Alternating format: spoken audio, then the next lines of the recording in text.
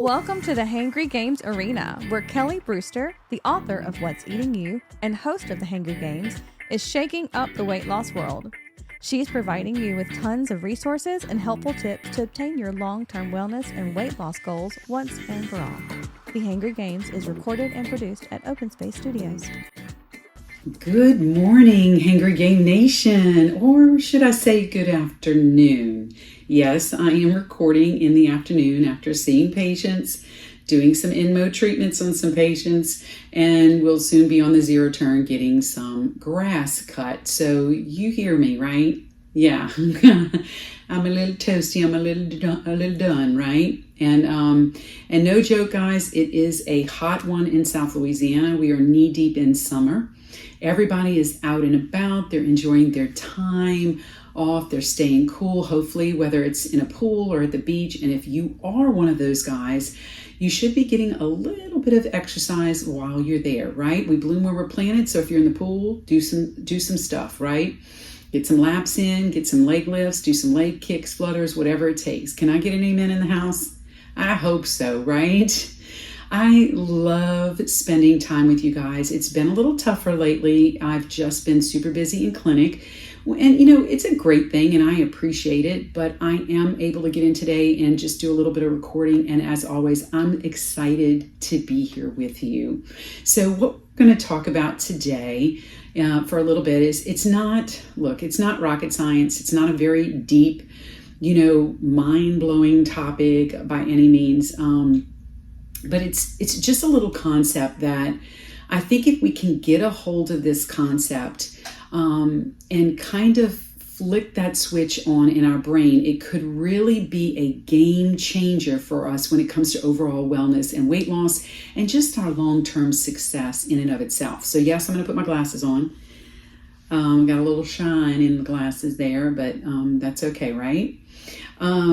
So what we're going to talk about today is how to flip the switch, or in what I like to say, change the narrative in our lives when it comes to wellness and long-term weight loss. And one of the things we've talked about previously is a lot of the topics that we talk about in the HG arena usually are birthed from conversations that I have with patients in the office when we're talking about their weight loss journey. And so this one's no different, okay? I had a conversation with a patient the other day, and just some of the comments that she was making in response to the questions that I was asking about her progress kind of prompted me to tell her, we've got to flip this narrative. We're saying some things to ourselves, meaning you're saying some things to yourself, that's creating opportunities for excuses and an avenue for pitfalls or slips or trips, or at the worst, it can really kind of lead maybe to a potential failure. And that's not what we want to do to ourselves. So now for the most part, I am that accountability for my patients. But I'm only with them 20, 25 minutes every 4 to 6 weeks, or 8 weeks, depending on what we decide to do as far as a follow-up, right? And so I'm not really their accountability partner. It's nice to have me in those Medea moments from Hangry Game Nation podcast. But again, I'm not the day in and day out person that's going to help them to hold their feet to the fire. And we did have an actual podcast on this where we talked about developing that accountability partner, that designated eating plan person that works with you. But frankly, that person, when you do find that person in your life to be that daily accountability partner, at the end of the day, they're going to be there, but they're not going to be with you day in and day out, overall, through every little thick and thin you go through. So really, your best accountability partner for you, and really just for you, long pause, I had to do it, it's you. You wind up being the best accountability partner for yourself today, day in and day out. And so in order to groom you for the greatest success in this journey, we need to be speaking differently into our own life. Oh, okay. All right, Kelly, I get it. So what does it look like? I mean, I don't even understand what you're even saying about changing the narrative or flipping the narrative or whatever that means. Oftentimes creating an opportunity or a loophole for ourselves is So easy to do, rationalizing why we're not able to do something.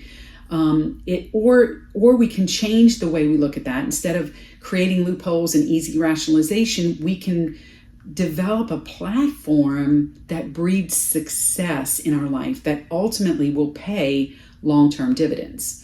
Now, I'm going to give you a perfect example for this, but we're going to talk about this in the 3 avenues, or some of the 3 avenues that we talk about all the time. And that's the foundation of the triad of treatment. That's your eating plan, that's your exercise regimen, and that's the behavioral changes that you implement in your life. And we're going to talk about some of the things that we might speak to ourselves and how we can reverse that narrative so that you can start seeing more successes. And you might be seeing some great successes, but hey, we always have an opportunity that we can grow this a little bit bigger, a little bit greater for yourself. So that's what we're going to try to do. So let's start talking about what we all like, right? Which is the eating.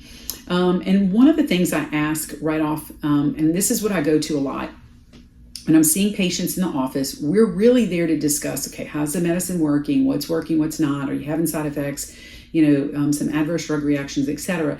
But that's not the first question that I'm going to come out of the gate asking. The first questions that I'm going to come out of the gate asking are about the foundational base. And that's going to be, how are you doing with your eating plan? How are we doing with our weight-bearing exercise and our cardio? And how are we doing with those behavior changes in our life?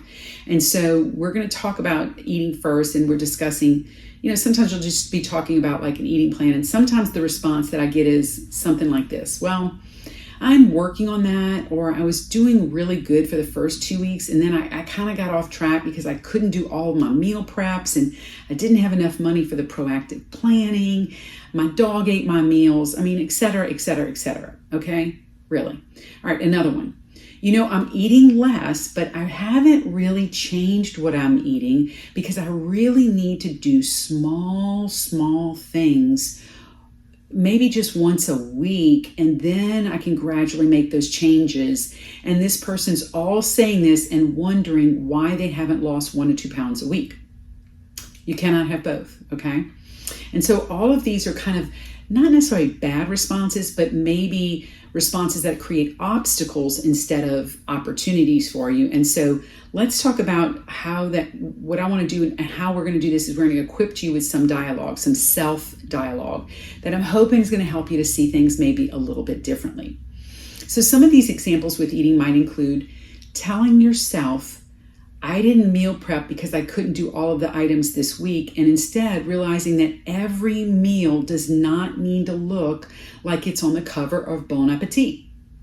It's okay if your food is just fine or it's tastes nice.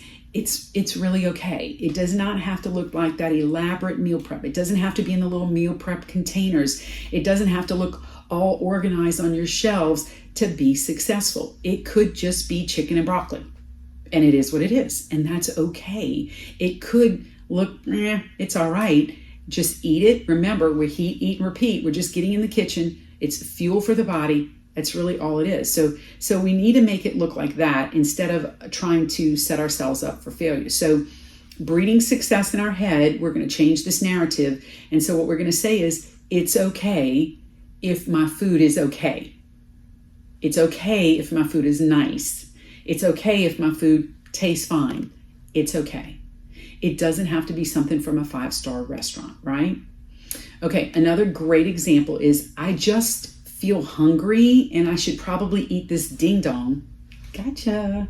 Instead of realizing and telling yourself that it is really okay to feel hungry for a little while. In the great words of Medea's brother, but did you die? Really, but did you die? Truth be told, unless you fasted for an extended period of time, you being hungry is not an absolute emergency, okay?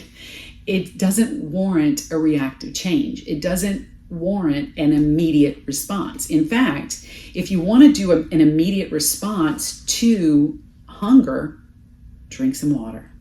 Try that first. Sometimes our bodies, because of the way we've trained it for so long, those signals for thirst and hunger are very confusing to the body. And so what may sound like hunger to you could actually maybe be a little thirst. So you know what? Again, but did you die? All right. So what we're going to tell ourselves instead is, I'm hungry. I have to eat this. What we're going to tell ourselves instead is, it's okay. I'm okay if I'm a little hungry.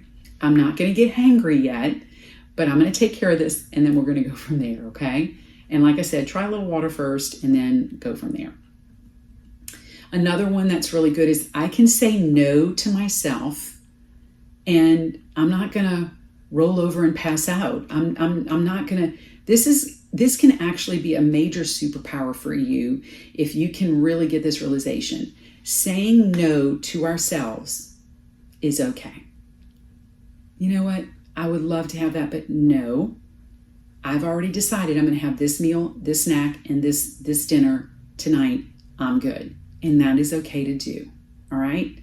So another one is, instead of saying, well, since I went over on my calories today, I just as soon go postal and with Ben and Jerry's or some crumble cookies and just have, look, it's all out there, and I'm just going to let it rip. No. Rather, let's try saying this to ourselves. I went over my calories today. I get it. I did it. It's on me. What can I do and what can I plan now to make tomorrow better, and realize it will not undo the progress you've had over the last year? And this one's a really tough one, because if you've got this all or none mentality that a lot of people kind of over the years have just kind of trained themselves to have, it is a really, really tough thing to get past. But when you realize that, you know what, I've been on this journey for and I'm gonna give you my personal. I've been on this journey for 2.5, almost close to 3 years, but 2.5 years. Let's say 2 years and 9 months. Okay. I've lost 57 pounds in 2 years, and I've kept it off for 9. Okay. Me having that one day where I went over in calories, or I maybe did not make the best choices, is not going to negate all of that progress. What I have to be concerned about is allowing the narrative to change in my head that says, oh, you know what? It's a bust. Let it rip. And that's when you can get on that slippery slope that's really, really difficult to control. So, you know, I'm gonna go ahead and start my diet. Remember, I do not like that word. I think it's a dirty little word. It's a dirty little D word.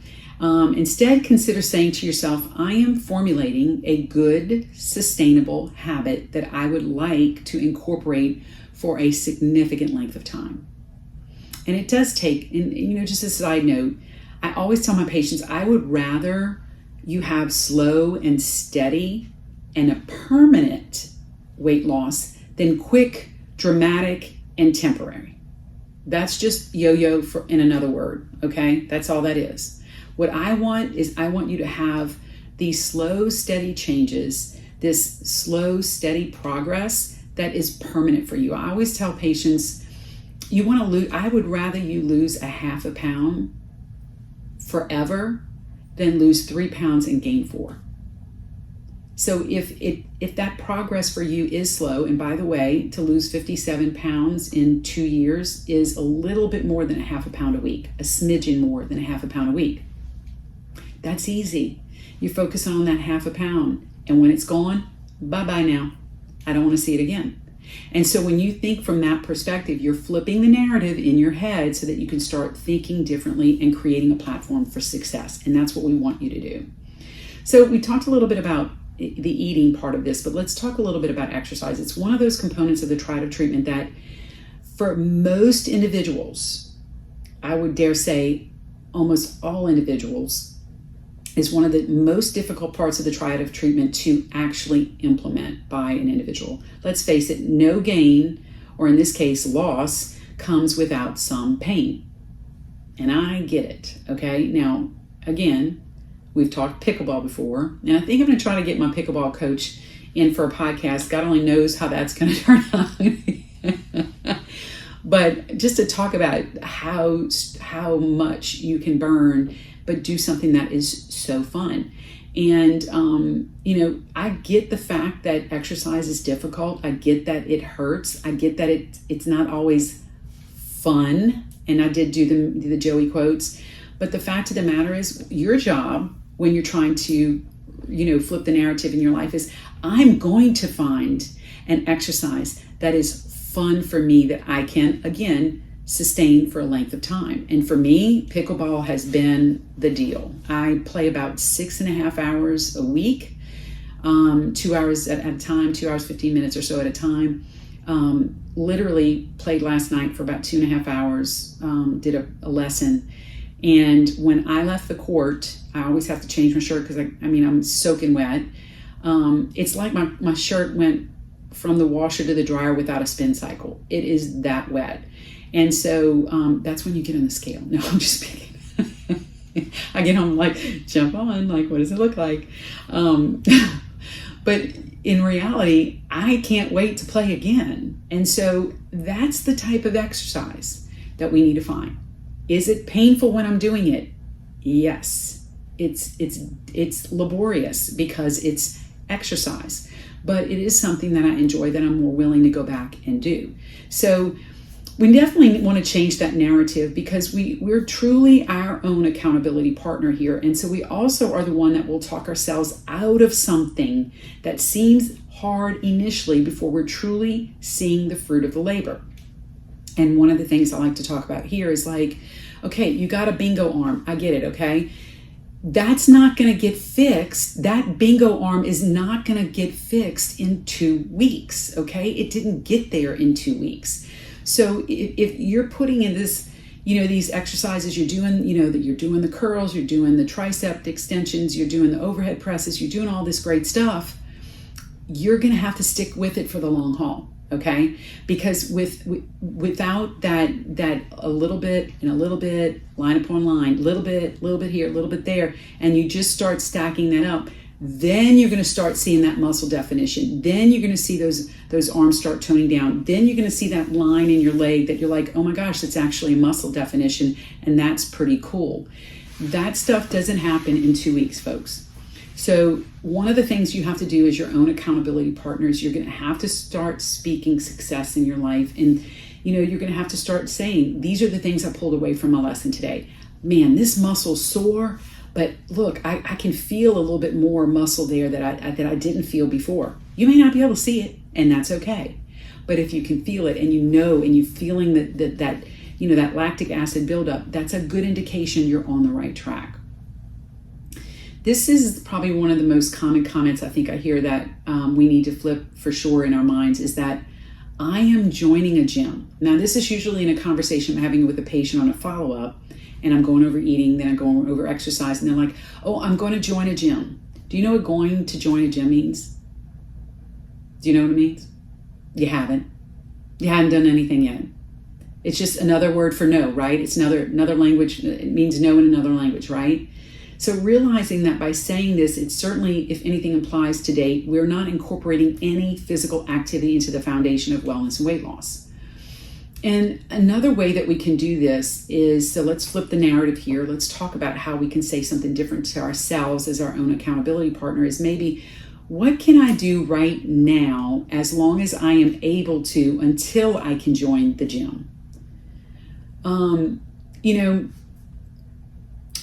I actually love just doing exercises at my own home. I used to love to be in a gym setting, but you got to think about what that does. And I'm not opposed to the gym by no means, okay? But you got to get in your car. First of all, you got to change into your gym clothes. Then you got to get in the car.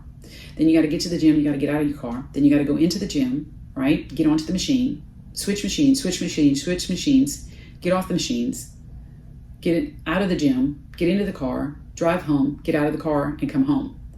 And for me, my lifestyle is very busy right now. It's just easy to go get into the house, change my clothes, go upstairs. I'm done.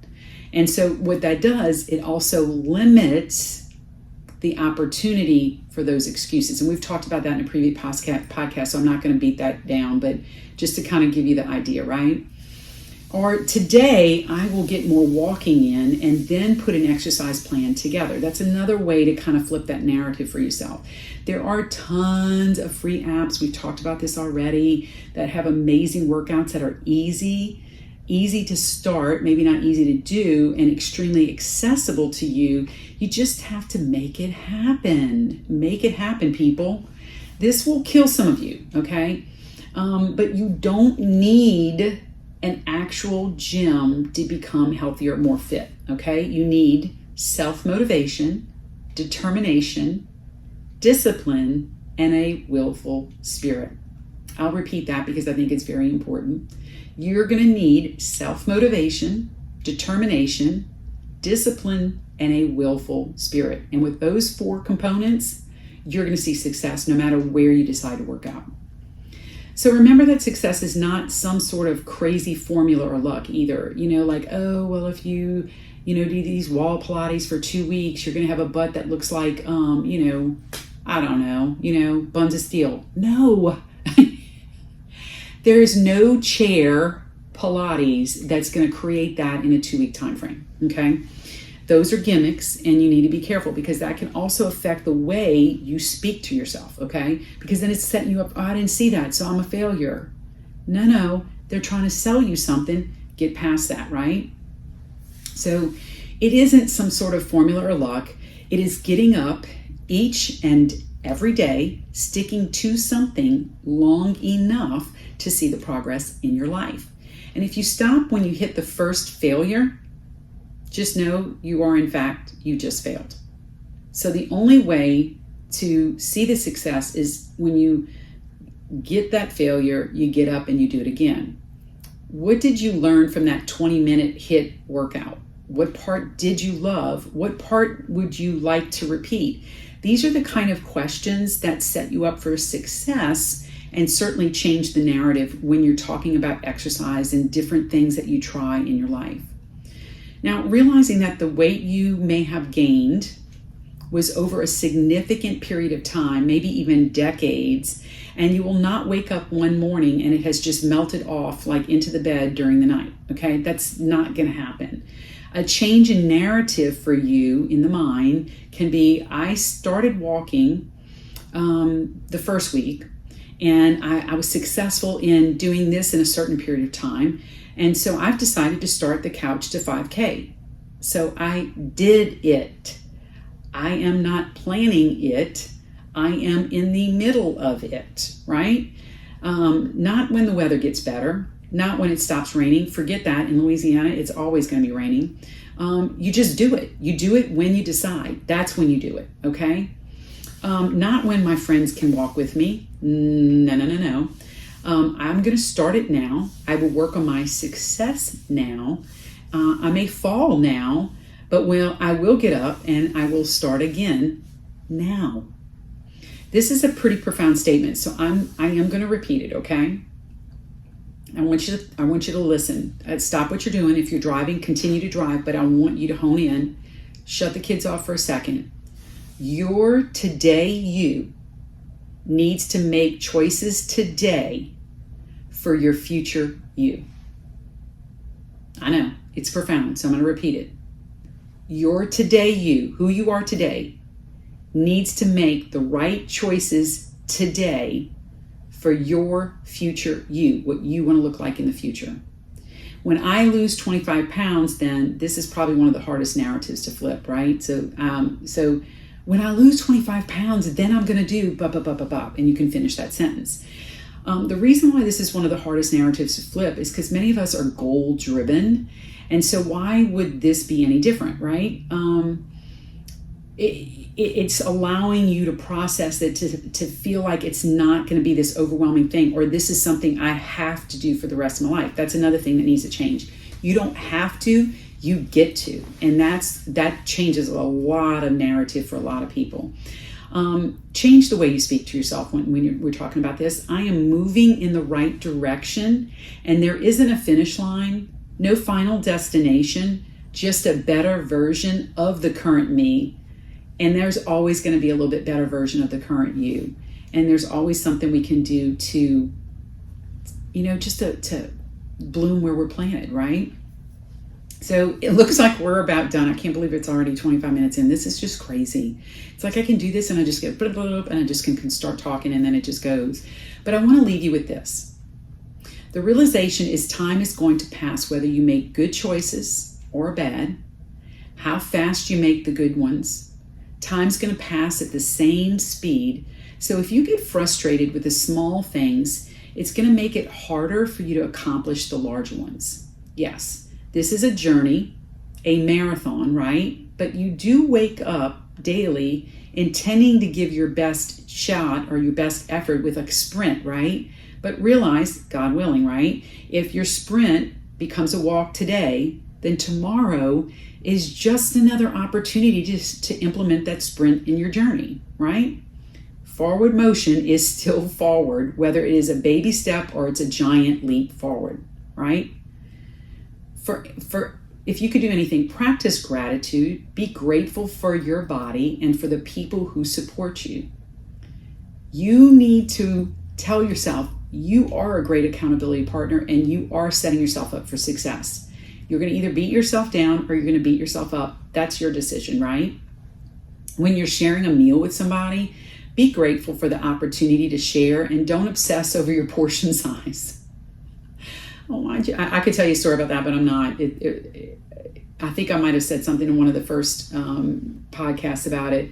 But I had a friend, I am going to tell you anyway, but I had a friend that we were eating dinner with one time and they put the plate in front of him and he said, this isn't the portion size.